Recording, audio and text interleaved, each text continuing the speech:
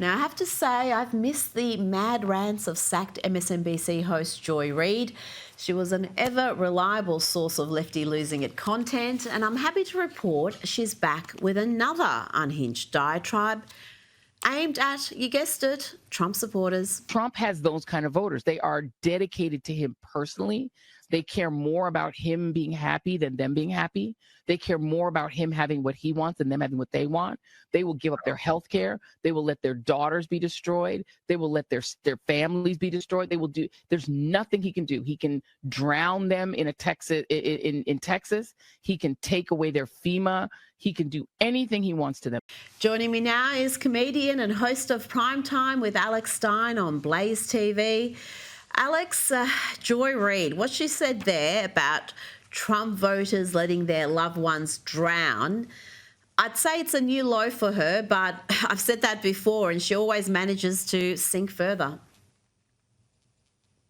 Well, when it comes to Joy Reid, I mean, her opinion of Donald Trump has not changed. But one thing that has changed is her looks. When she first started at MSNBC, she was actually kind of attractive. And now if you see her after she's been fired, she's just, she just doesn't look good. She doesn't look healthy. And honestly, if I would have to guess, she might be trading recipes with Hunter Biden, because to blame the death of 27 kids on Donald Trump, that sounds like something a crackhead would say and not an actual journalist.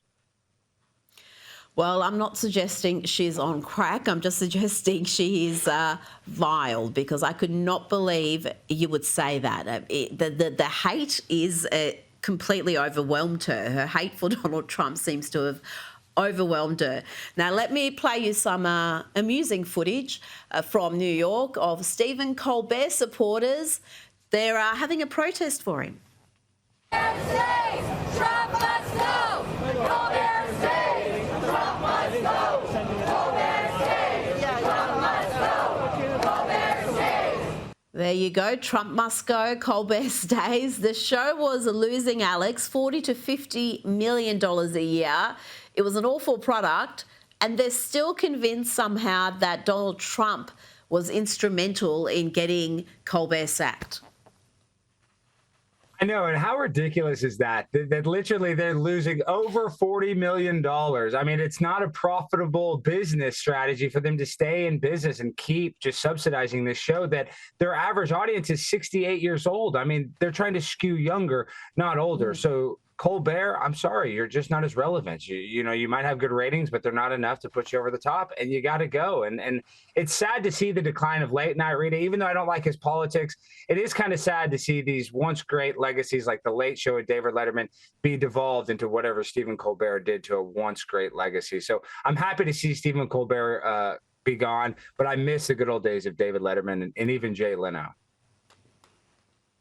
Well, yeah, they're not what they used to be, and that's why the audience has gone away. And the clear winner at the moment is Greg Gutfeld on Fox News. His audience, that late night audience he manages to attract, is well over what Colbert gets and all the other big names in those time slots. Now, we saw the WNBA All-Stars game on the weekend, and the players took the opportunity to campaign for more money. They were wearing these shirts saying, "Pay us what you owe us." Let's hear from Angel Reese. They don't believe that we know what we're talking about, and we know what we want, we know what we value. I for sure, damn sure do. I'm a businesswoman, and I know my value, and I know my worth, and I know what I want. And I think that it's something that people don't understand or take low value. Yes, we deserve more. We deserve more, and we deserve more now. Alex, I had some advice for the ladies in last night's show. What's your advice to them? Because this is just a simple case of mathematics. Pay us what you owe us.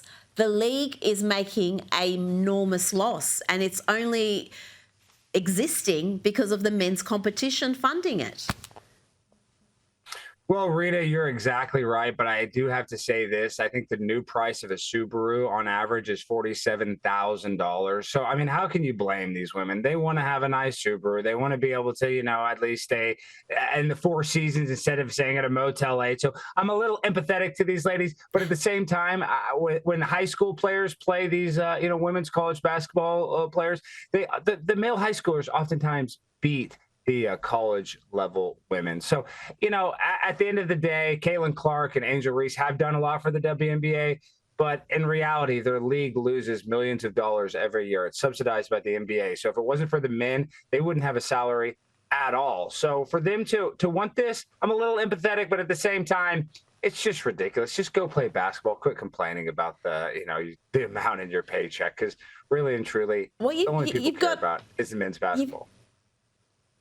You got to have a product that people want to watch, and we shouldn't feel too sorry for the stars, because Caitlin Clark may only be earning a relatively small sum for playing in the WNBA, but she's earning millions. Literally, I think last year was around 11 million in endorsements. So she's doing very well for herself.